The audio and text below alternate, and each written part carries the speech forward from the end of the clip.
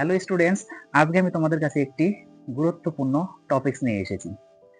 তোমরা যে অঙ্কটি দেখতে পাচ্ছ, এই অঙ্ক কিন্তু অনেক ধরনের কম্পিটিটিভ এক্সামে আসে।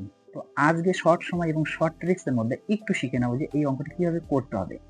দেখো, আমাদের কিন্তু রুটের মধ্যে দেওয়া আছে 887 ইন্টু 889 প্লাস 1 দেওয়া আছে, কিন্তু একটু খেয়াল করো।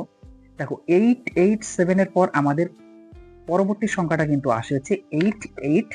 কত আসে বলো? 888 আসে, অর্থাৎ 888 আসে, 888 আসে। এই সংখ্যাটা কিন্তু আমাদের আসে, তাই না?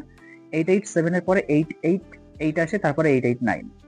যখনই তোমাদের মিডিলের সংখ্যাটা গ্যাপ দিয়ে, রুটের মধ্যে মিডিলের সংখ্যাটা গ্যাপ দিয়ে প্লাস কম দেওয়া থাকবে, তখন তোমরা চোখ বন্ধ করে যে গ্যাপটা দেওয়া থাকবে সেই গ্যাপটা তোমরা সরাসরি বসিয়ে দেবে, অর্থাৎ 888 হচ্ছে তোমাদের সঠিক অ্যান্সার, অর্থাৎ অপশন নাম্বার 2 হচ্ছে তোমাদের সঠিক অ্যান্সার।